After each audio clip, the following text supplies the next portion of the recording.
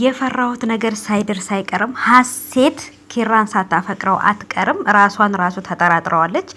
የኪራ ጓደኛ ጽናትን በጣም ትልቅ ፈተና እየሆነባት ነው። ጭራሽ የምጠጣው ውሃ ውስጥ መድኃኒት ጨምሮ የእንቅልፍ መድኃኒት ማለት ነው አስተኝቶ የፈለገው ሊያደርጋት ነበረ። ግን ደግሞ ፈጣሪ ጠብቋት መቶ ኪራ ነበር የጠጣው። ኪራ እንግዲህ በእንቅልፍ አሳለፈለት ማለት ነው። እጅግ በጣም ከባድ ነው። የናሆሚና የምሩ ፍቅር ደግሞ በጣም የሚያስቀና ፍቅር ነበር ማለት ነው። እጅግ በጣም ደስ ይላሉ።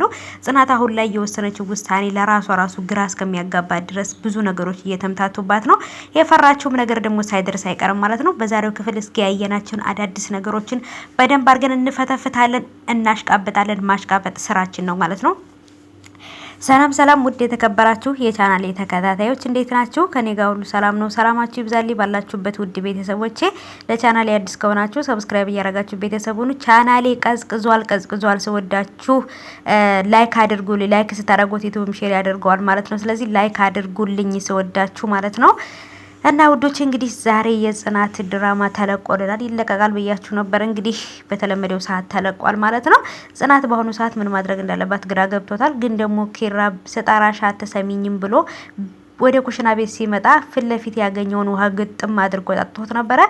በሱ ቦታ ግን ጽናት ብትጠጣው ምን ሊፈጠር እንደሚችል ከባድ ነበር ማለት ነው። ይሄንንም ደግሞ ያደረገው የገዛ ጓደኛው ስልኬን መኝታ ክፍል ረስቸዋለሁ ሂጂና አምጭልኝ ብሏታል።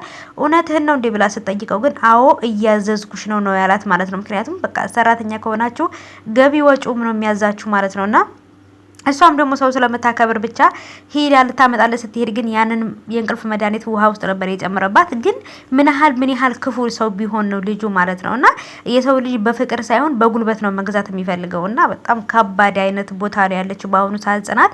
እዚህ ጋር የኪራ ነገር አለ፣ አባትዮ ቃል አስገብቷታል። እዚህ ጋር የራሷ የፍቅሯ ነገር አለ፣ እዛ ጋር አባቷ አለ።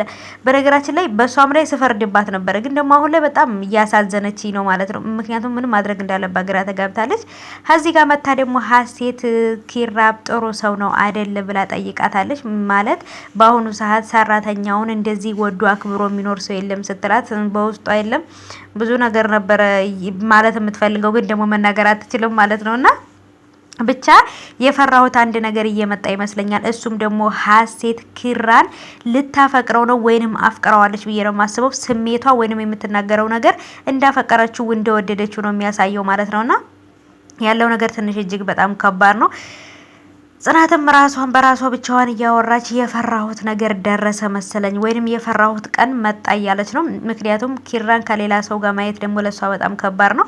ከተዋደዱ ከተፋቀሩ እሷ አልወድህም አላፈቅርህም ካለችው ግዴታ ከሌላ ሰው ጋር ፍቅር ይጀምራል ማለት ነው። ይሄን ነገር ላለማየት ደግሞ ጽናት ወደ አባቷ ትሄዳለች እና ከዛን ጽናትና ኪራ ከተለያዩ በጣም ነው የሚያስጠላው። ግን ኪራ ለሀሴት ጽናት ፍቅረኛው እንደሆነችና እንደሚወዳት ያለሷ መኖር እንደማይችል ለሀሴት ቢነግራት በጣም አሪፍ ነው ብዬ አስባለሁ። ምክንያቱም ሀሴት የሁለቱንም ፍቅርን ለማገናኘት እንደመጡ ወይንም ደግሞ ኪራና ሀሴት አንድ ላይ እንዲሆኑ ቤተሰቦቻቸው እንደሚፈልጉ ስለማታቅ ልታግዘው ትችላለች። አብረው ሁለቱ አንድ ላይ እንዲሆኑ ልታረግ ትችላለች ብዬ አስባለሁ። ግን ቢያንስ እሱ ቢነግራት በጣም አሪፍ ነበረ። እናንተስ ምን ትላላችሁ? እስኪ ሀሳባችሁን ኮሜንት አስቀምጡልኝ።